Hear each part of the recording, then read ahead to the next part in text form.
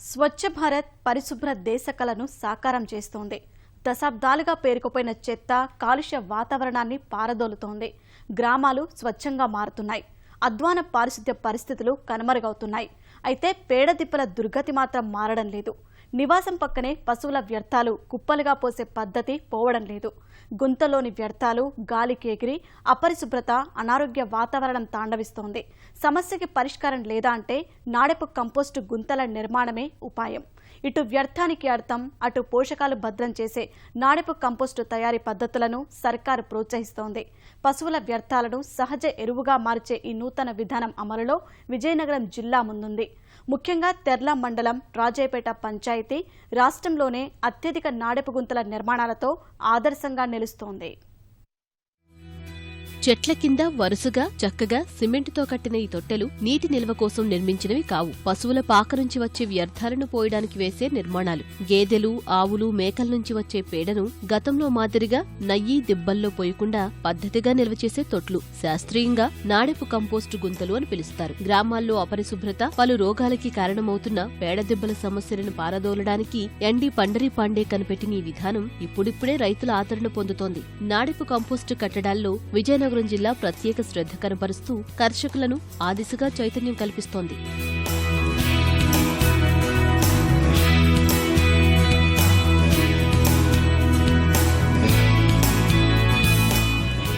10 అడుగుల పొడవు, 6 అడుగుల వెడల్పు, 3 అడుగుల ఎత్తు, ఇటుకలు, సిమెంటుతో నిర్మాణం, గాలి వచ్చే వీలుగా మధ్యలో కంతలు. సంక్షిప్తంగా నాడెపు గుంతల నిర్మాణ శైలి ఇదే. అడుగు భాగంలో పేడనీళ్లతో అలకడం ద్వారా నిర్మాణం మొదలుపెట్టి ఆ తర్వాత రకరకాల చెట్ల ఆకులు వేసి దానిమీద మట్టి, పశువుల గెత్తం వేసి 3 అంచెలుగా గుంటల్ని నింపుతారు. 2 టన్నుల వరకు వ్యర్థాలను ఇందులో నిల్వ చేయవచ్చు. 2 నెలల తర్వాత ఇందులోని పశువుల పేడ సహజ ఎరువుగా మారుతుంది. వర్షం వచ్చినప్పుడు నీటితో కొట్టుకుపోయే అవకాశం లేనందువల్ల పోషకాలు ఇందులో భద్రంగా ఉంటాయి. ఇవి నిర్మించుకున్న విజయనగరం రైతులు వాటి ఫలితాల పట్ల సంతృప్తి వ్యక్తం చేస్తున్నారు.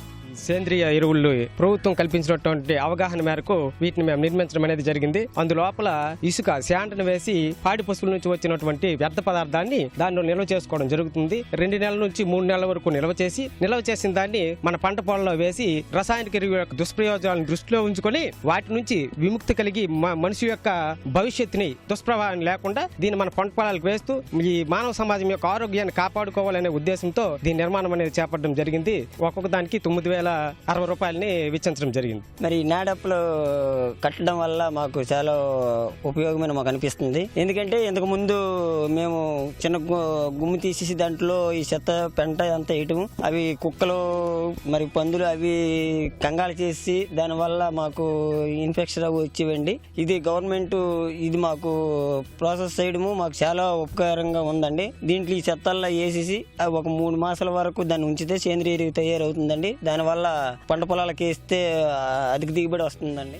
గతంలో ఇళ్లు, వీధుల చివర పశువుల వ్యర్థాలు పోస్తూ ఉంటే రకరకాల సమస్యలు వచ్చేవని, ఇప్పుడు ఆ బాధలు లేవని కర్షకులు చెబుతున్నారు. 2-3 నెలలు నాడెపు గుంతల్లో కుళ్లిపోయిన వ్యర్థాలను పొలాలకు వేస్తున్నామని, ఫలితంగా భూసారం పెరిగింది అంటున్నారు. ప్రతి గుంతకి సర్కారు 10,000కు పైగా రాయితీ ఇచ్చి ప్రోత్సహిస్తోందని హర్షం ప్రకటిస్తున్నారు. ఇంతకుముందు పెట్టింటే బయటకు వేస్తున్నాము పెంటల్ని. అవి చెత్త మొత్తం పోయేదండి. అందులో భూసారం వల్ల బయటికి పోయేదండి. ఇప్పుడు మాకు ఈ రూములు మాకు ఇచ్చారు, ఇది కట్టుబడి ఇందులో కట్టాము. కట్టిన తర్వాత ఇందులో ఈ పేడ, ఈ చెత్త అంతా అందులో వేసుకొని దీన్ని ఎరువుగా దీన్ని ఉపయోగించుకుంటాం సార్. పొలానికి ఇది ఏంటంటే మంచి ఉపయోగం ఉంది. పేడ మామూలు వేసి కూడా గుమ్ములు ఇచ్చారండి.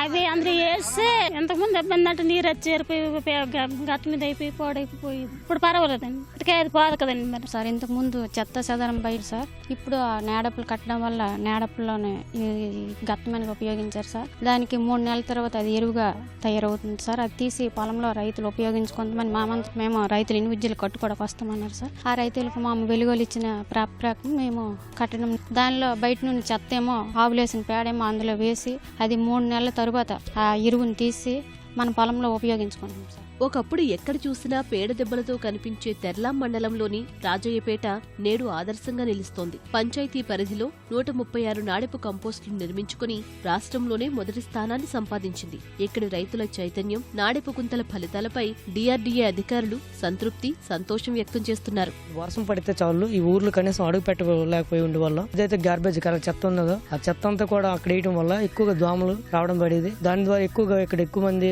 మలేరియా, టైఫాయిడ్ కి గురయ్యే వాళ్ళు. 10 అడుగులు పొడవండి, 6 అడుగులు వెడల్పు, 3 అడుగులు ఎత్తు, 6 అంగుళాల లోతు నుంచి మనం నిర్మించడం అనేది జరుగుతుంది. దీని మొత్తం అంచనా అంటే ఎస్టిమేట్ అనేది 10,150 రూపాయలు. దీని వరకు మనం 9,300 రూపాయలు ఇవ్వడం జరుగుతుంది. నేమ్ బోర్డు దాన్ని నిర్మించుకున్నట్లయితే దానికి కూడా 700 రూపాయలు కూడా ఇవ్వడం అనేది జరుగుతుంది. కొట్టుకున్న ప్రతి ఒక్క ఇంటికి మేము ఇలా ఇస్తామని చెప్పడం వల్ల వాళ్ళు మహిళా సంఘాలతో మమేకమై మేము ఇది సాధించగలిగాము. ఈ రాష్ట్రంలోనే తెర్లా మండలం అత్యధికంగా నిర్మించడం జరిగింది. అందులో ఈ రాజయ్యపేటలో ఎక్కువగా నిర్మించడం జరిగింది. ఎందుకంటే ముఖ్యంగా ఇక్కడ పారిశుద్ధ్య లోపం గతంలో ఉండేది.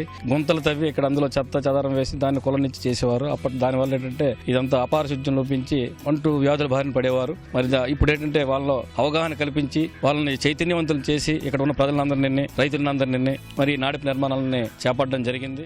వెలుగు జిల్లా నీటి యాజమాన్యం సంస్థ అధికారులు ఉపాధి హామీ నిధులతో నాడెపు కంపోస్టు నిర్మాణంలో వేగం ప్రదర్శిస్తున్నారు. ఏడాది చివరికి 15,000 గుంతలు పూర్తి చేయాలని లక్ష్యం పెట్టుకున్న అధికారులు ఇప్పటికే 5,000 నిర్మించారు. వీటిల్లో తయారయ్యే వ్యర్థాలని పొలాలకి వాడితే నేల సత్తువ పెరగడమే కాకుండా పారిశుద్ధ్య సమస్య తొలగుతుందనేది అధికారుల మాట. ఒక 2 months లో చక్కటి కంపోస్ట్ తయారవ్వడం అనేటువంటిది నాడెప్ అనేటువంటి మెథడ్. మొదటగా చాలా కష్టంగా ఉండేది. రైతులు కూడా ఎందుకు ఈ పిట్టు అవసరమా ఉందా, చెత్తకుప్ప అనేటి ఏదైతే ఉందో అది ఎవరికి వాళ్ళు వేసుకుంటున్నారు. దాంట్లో ఉండేటువంటి పోషకాలు ఏవైతే ఉన్నాయో మైక్రోన్యూట్రియంట్స్ అవ్వచ్చు, నత్రజని అవ్వచ్చు, భాస్వరం అవ్వచ్చు, పొటాషియం అవ్వచ్చు, దాంట్లో ఉండేదంతా కూడా భూమిలోకి వెళ్ళిపోతుంది.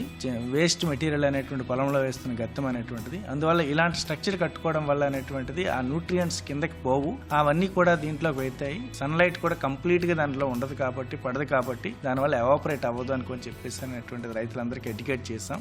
మంచి అవగాహన వచ్చింది. ఈ టార్గెట్ అనేటువంటిది మరొక 2 నెలల్లో కంప్లీట్ చేస్తాము.